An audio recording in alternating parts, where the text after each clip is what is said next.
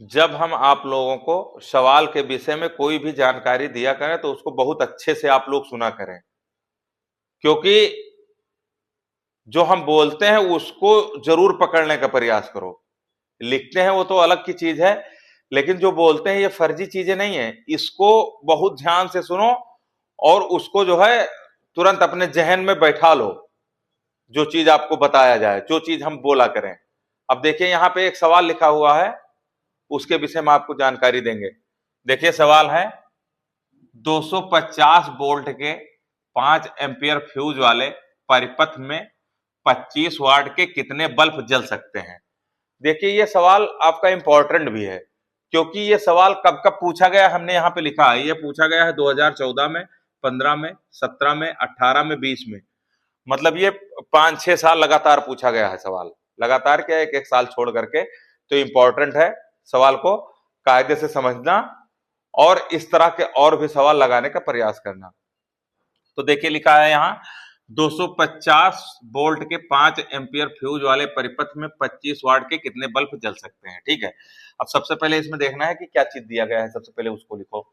तो यहाँ पे लिखा 225 वोल्ट के, तो 225 वोल्ट जो लिखा, 250 वोल्ट जो लिखा है, ये क्या है, तो ये हो गया हमारा विभवांतर।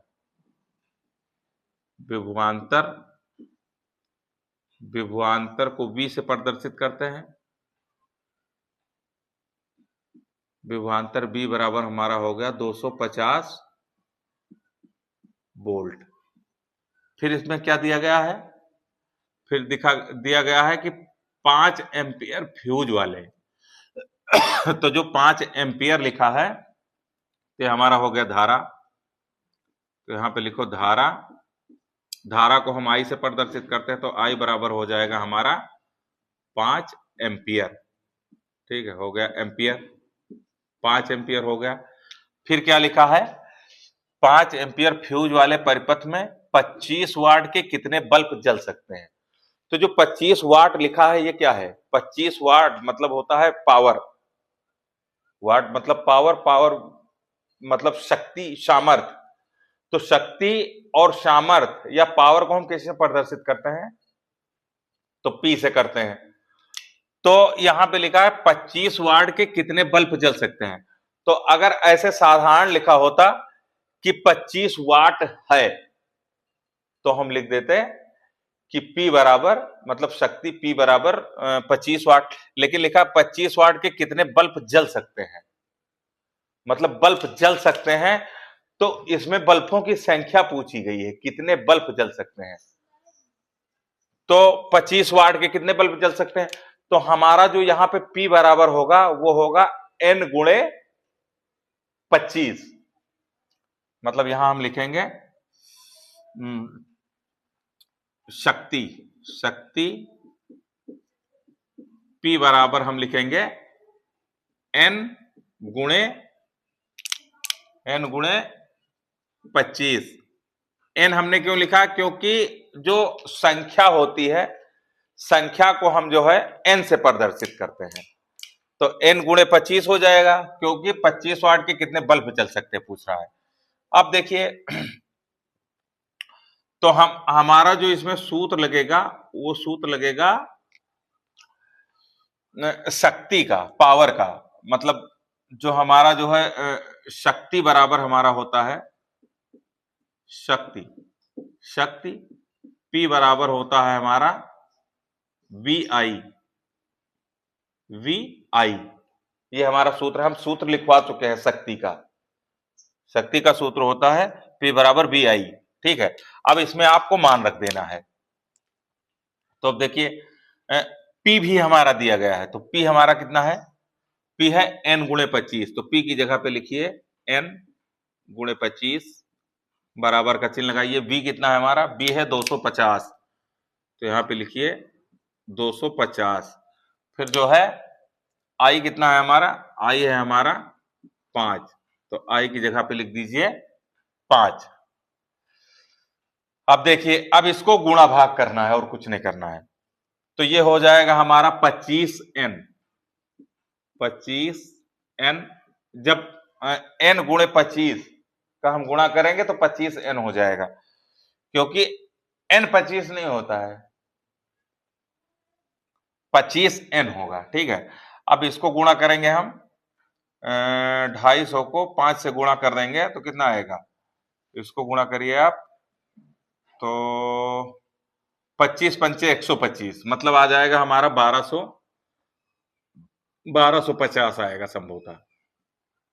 हाँ, 1250 गुणा करके आप लोग देख लेना चाहें, देख लीजिए, नहीं गलत हो जाए फिर, कंफ्यूजन नहीं। तो 5 को 0 से तो 0 आएगा, 25 के 5 हो गया, और 5 दूनी 10 और 2 हासिल 12, हाँ 1250 आ गया। तो यह 1250। अब n हमको निकालना, तो n यहां रोक लीजिए, n मतलब होता है संख्या, संख्या को हम n से प्रदर्शित करते हैं, n रोक लिया। तो यहाँ पे 1250 और ये 25 हो गया हमारा, बटे में आ जाएगा।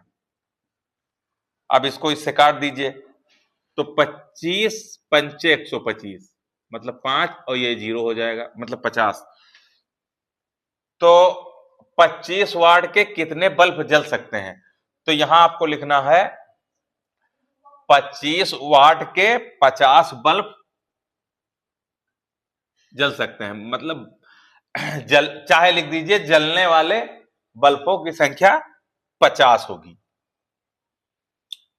यहां लिख दीजिए जलने वाले बल्बों की संख्या 50 होगी। ये हो गया हमारा आंसर। अब इस सवाल में अगर कहीं पे कोई क्वेश्चन हो आपका, कहीं पे कोई चीज समझ में ना आई हो, तो आप लोग कमेंट करके पूछ लेना। और हमारी यही एक सलाह रहेगी कि आप लोग जो है इस तरह के सवाल और भी लगा लेना, 2-1 सवाल लगा करके और भी देख लेना, ताकि जो है आपको अच्छे से समझ में आ जाए। देखिए, सवाल लगाने के लिए सबसे पहले आप वीडियो को अच्छी तरह देख लीजिए, फिर इसी सवाल को उतार करके आप किसी कॉपी पे लगाना शुरू करिए। जहां पे आपको समझ में ना आए, वीडियो को फिर एक बार देख लीजिए, फिर समझ में आ जाता है तो फिर लगाना शुरू करिए, फिर लगा डालिए। अगर लग जाता है सवाल तो ठीक है, लग गया तो इसी प्रकार से आप दूसरा सवाल लगाइए, मतलब बगैर देखे, वीडियो भी नहीं देखना है, कुछ नहीं देखना है। एक सवाल लिखिए, सवाल में सिर्फ संख्या बदल दीजिए बस, बाकी सेम रखिए, और फिर अपने मन से एक बार लगाने का प्रयास करिए। लग जाता है तो ठीक, अगर कोई चीज इसमें समझ में ना आए तो आप लोग जो है कमेंट करके पूछ लेना, ठीक है।